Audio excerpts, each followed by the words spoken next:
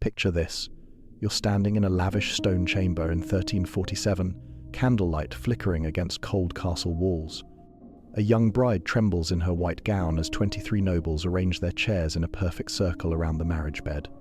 The groom loosens his doublet, while bishops and lords lean forward, wine goblets in hand, waiting for the night's entertainment to begin. But the bride's tears aren't from joy, they're from pure terror. The hushed excitement in the room grows thicker as witnesses prepare their parchment and quills to document every sound.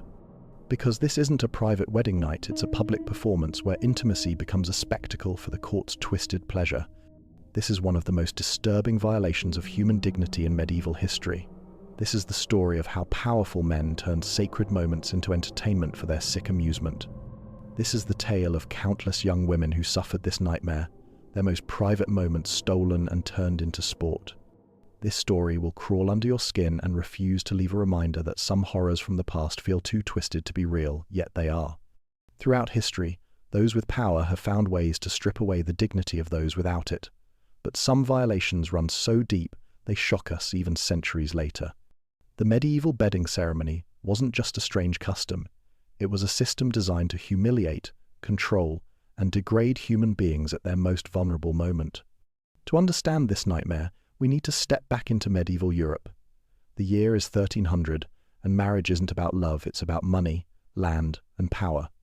Young girls, some as young as 12, get married off to men they've never met. These aren't romantic fairy tales. These are business deals made by fathers who see their daughters as valuable property to trade. But here's where it gets darker.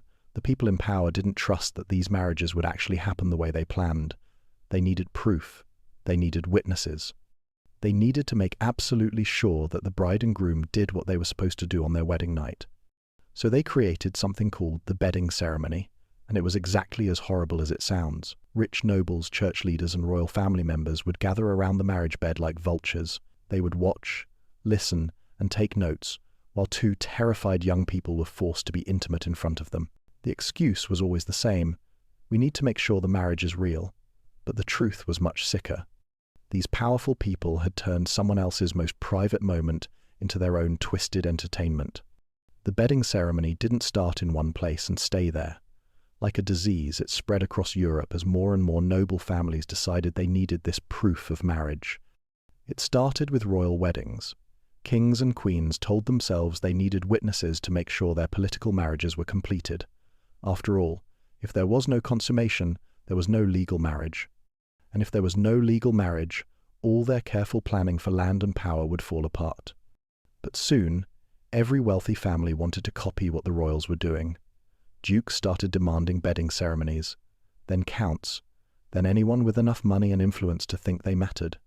The practice grew like wildfire because it gave powerful people something they craved: control over others and entertainment at the same time.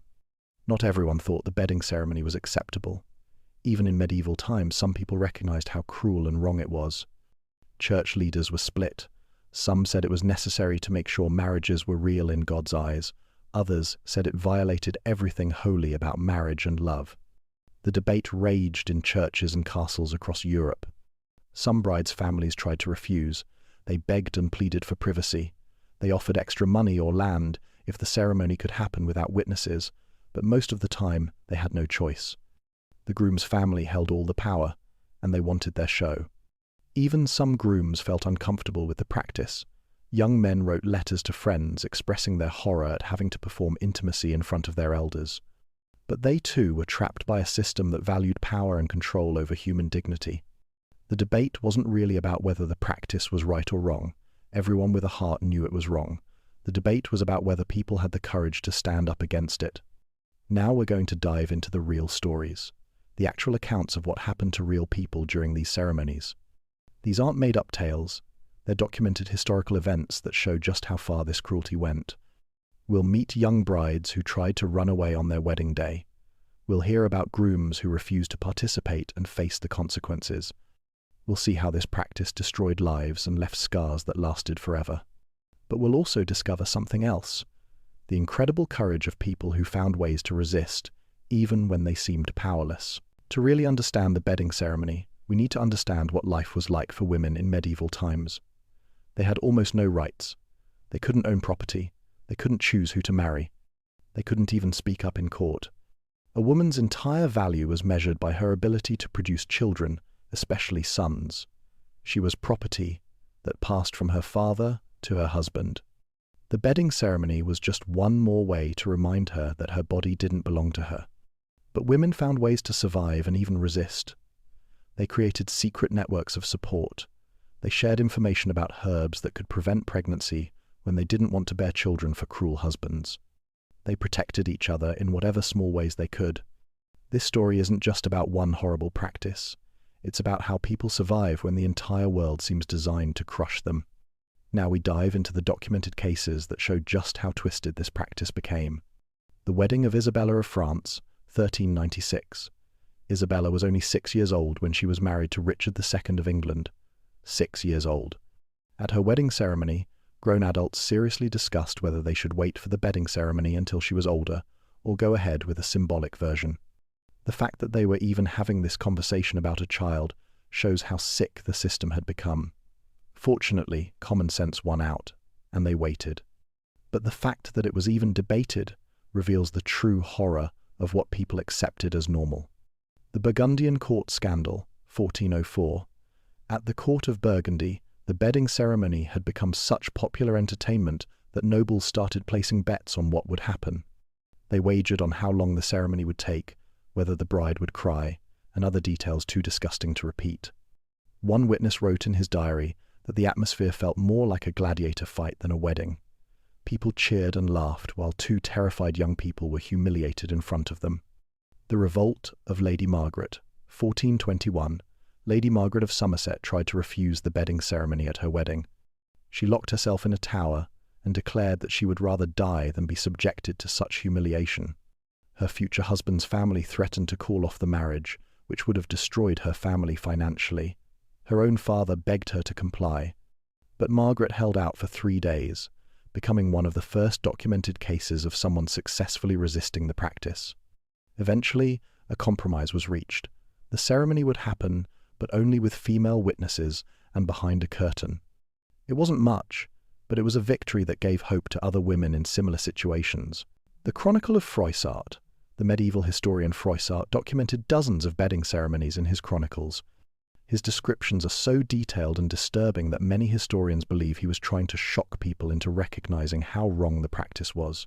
He wrote about brides who fainted from terror, grooms who couldn't perform under the pressure, and witnesses who treated the whole thing like a drinking game. His accounts are hard to read, but they provide crucial evidence of what really happened behind castle walls.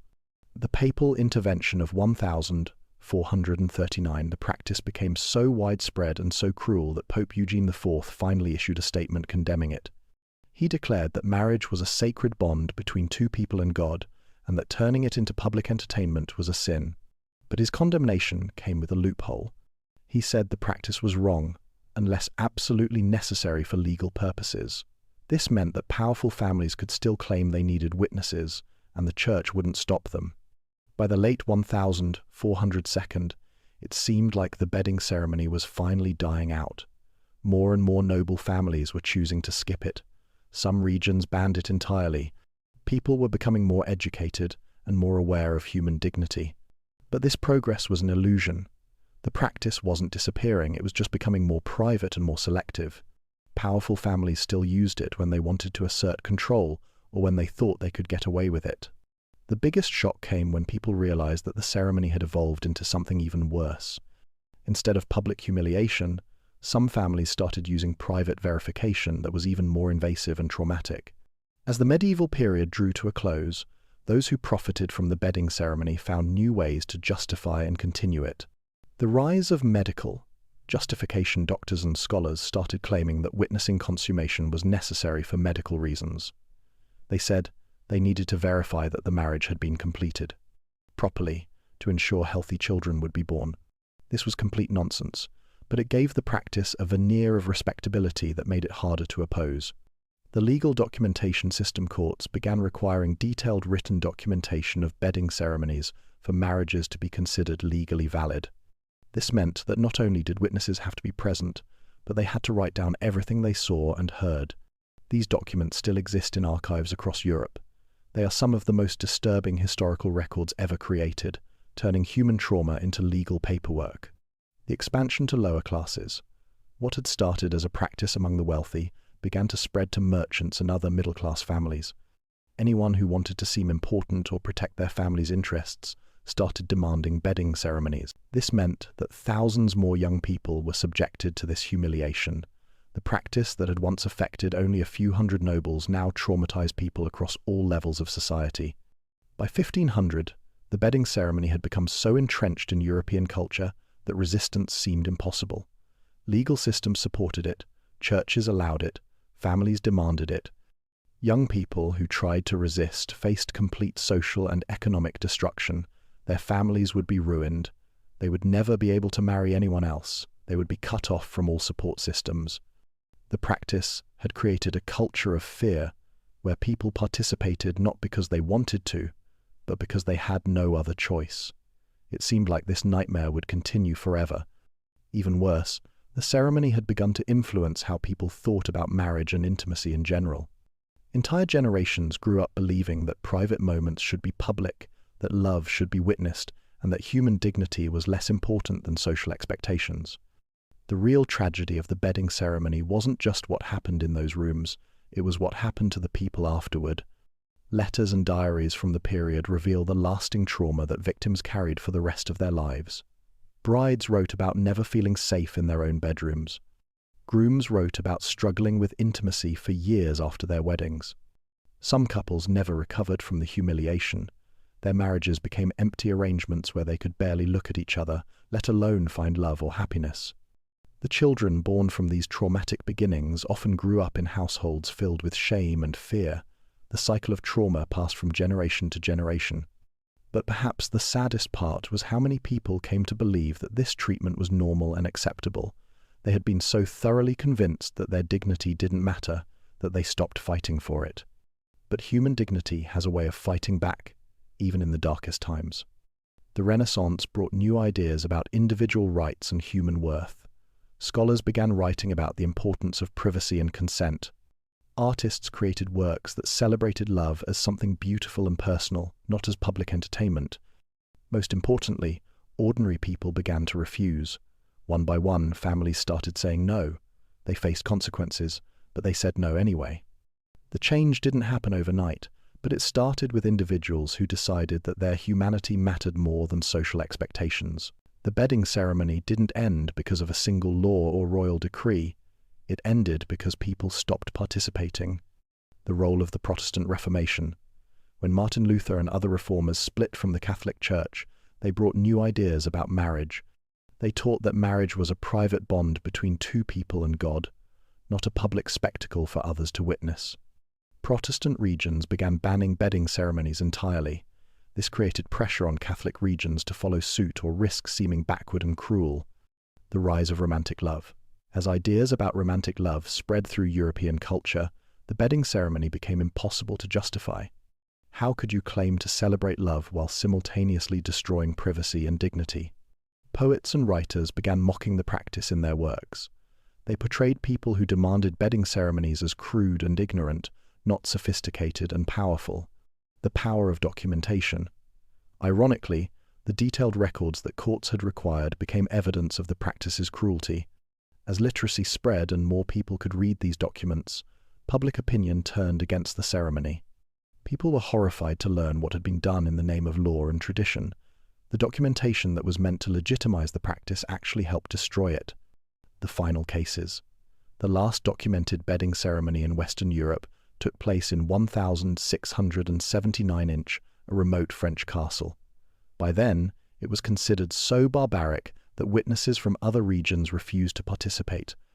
The practice lingered in a few isolated areas for another century, but it was no longer an accepted part of civilized society. Today, the bedding ceremony seems impossible to believe. How could civilized people have thought this was acceptable? How could entire societies have participated in such cruelty? But the truth is, every generation faces the same choice. Every society must decide whether to protect human dignity or sacrifice it for the sake of power, tradition, or entertainment. The bedding ceremony ended because enough people decided that human dignity mattered more than social expectations. They chose courage over conformity, compassion over cruelty. The young bride trembling in that stone chamber in 1347 represents countless people throughout history who have suffered because others valued power more than humanity. But she also represents the human spirit's refusal to be broken, even in the darkest circumstances. Her story reminds us that progress isn't automatic. It requires individuals who are willing to stand up and say no when everyone around them is saying yes. The bedding ceremony is gone, but the choice it represents between dignity and degradation, between compassion and cruelty, remains as relevant today as it was 700 years ago. We remember these stories not to judge the past, but to ensure we make better choices in the present. Because somewhere, right now, someone is being asked to accept treatment that violates their dignity. And they need to know that resistance is possible, that dignity matters, and that even the most entrenched systems of cruelty can be changed. The candlelight may have flickered out in those medieval chambers, but the light of human dignity burns eternal as long as we choose to keep it alive.